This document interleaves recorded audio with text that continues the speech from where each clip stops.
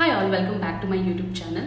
तो आज हम बात करेंगे प्रोडक्ट बेस्ड और सर्विस बेस्ड कंपनीज़ के बारे में और किस में आपको ग्रोथ ज़्यादा मिलेगा, किस में कम मिलेगा, कौन सी कंपनी आपको प्रेफर करना चाहिए। आज हम इन सारी चीज़ों के बारे में डिस्कस करेंगे। तो सबसे पहले हम समझते हैं प्रोडक्ट बेस्ड कंपनी क्या होता है। तो प्रोडक्ट बेस्ड कंपनीज़ वो कंपनीज़ होती हैं जो अपना खुद का प्रोडक्ट बनाती हैं और उसके एनहांसमेंट में और डेवलपमेंट में काम करती हैं। जैसे कि फ्लिपकार्ट, अमेज़ॉन, एप्पल, गूगल, ये सारी कंपनीज़ हो गई।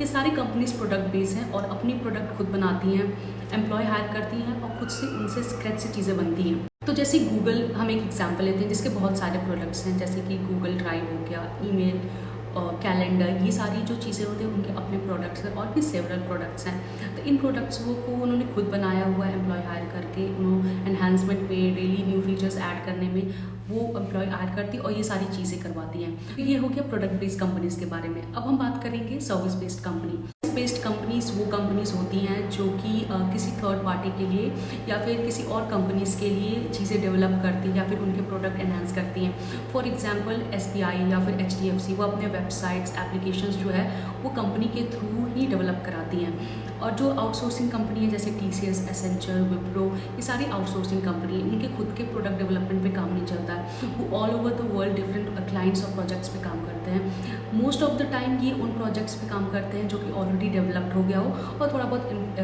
न्यू फीचर ऐड करना हो, एनहांसमेंट करना हो, कुछ टेक्निकल इशू आ रहा है उसको रिजॉल्व करना हो, तो वो इस पार्ट पे काम करता है। तो ये रहा सर्विस बेस्ड कंपनी। अब हम बात करेंगे इन दोनों के रिक्रूटमेंट प्रोसेस के बारे में।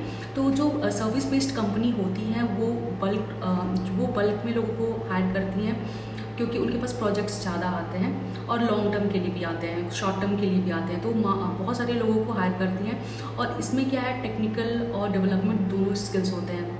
और प्रोडक्ट बेस्ड जो कंपनी होती है वो स्पेसिफिक लोगों को ही हायर करती है जिनका कोडिंग नॉलेज बहुत ही ज़्यादा डेप्थ में हो, क्योंकि प्रोडक्ट बेस्ड कंपनीज में ज़्यादातर डेवलपमेंट ही इंक्लूड होता है और सर्विस बेस्ड कंपनी में डेवलपमेंट कम होता है और टेक सपोर्ट ज़्यादा होता है। Let's talk about salary structure for freshers.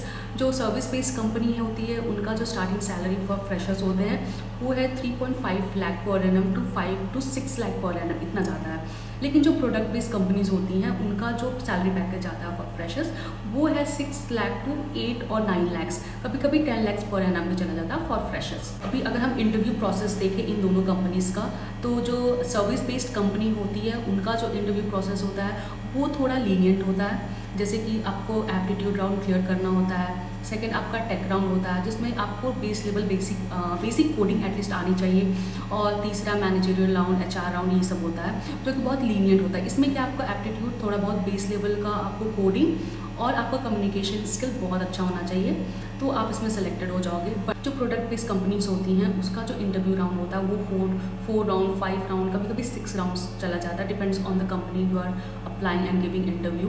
तो इसमें जो एप्टीट्यूड तो आपको आना ही चाहिए, प्लस प्रोडक्ट बेस्ड कंपनीज में जो कोडिंग स्किल होता है वो बहुत स्ट्रांग होना चाहिए, कोर हार्ड कोडिंग होना चाहिए आपको नॉलेज, तभी आपको प्रोडक्ट बेस्ड कंपनी लेगी, क्योंकि वहाँ पे डेवलपमेंट का काम बहुत ही ज़्यादा है। उनका खुद के प्रोडक्ट डेवलपमेंट चलते हैं फ्रॉम स्क्रैच, अलग अलग फीचर ऐड करना, तो coding part is must in product based company. जो सर्विस बेस्ड कंपनी होती हैं उसमें जो ग्रोथ होता है वो बहुत स्लो होता है, क्योंकि उसमें जो प्रोडक्ट्स होते हैं वो already most of the time developed होते हैं, बस उनके फीचर एनहांसमेंट में काम करना होता है। अगर न्यू फीचर ऐड करना है, थोड़े बहुत वहाँ पे कोडिंग के काम आते हैं और वहाँ पे मोस्टली एनहांसमेंट का काम चलता रहता है। अगर वहीं प्रोडक्ट बेस्ड कंपनी में कोडिंग स्क्रैच से किया जाता है, बहुत सारी चीज़ें सीखने को मिलती हैं, नए नए कोड्स इंप्लीमेंट करने को मिलते हैं, नई नई टेक्नोलॉजी को एक्सप्लोर करने को मिलता है। सो जो कोडिंग पार्ट है वो लोगों की बहुत स्ट्रांग हो जाती है प्रोडक्ट बेस में, अलग अलग टेक्नोलॉजी पे काम करने को मिलता है, सीखने को बहुत मिलता है। और हैंस यहाँ पे क्या है, फट से डेवलप करो, रिलीज करो, यहाँ पे जो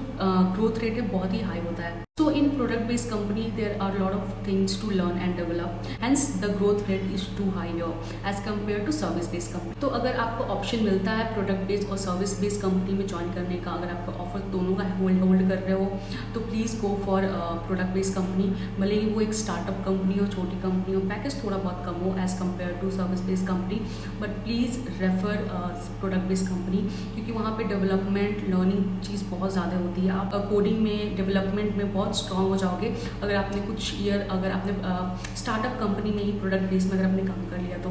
so thank you so much for watching my video.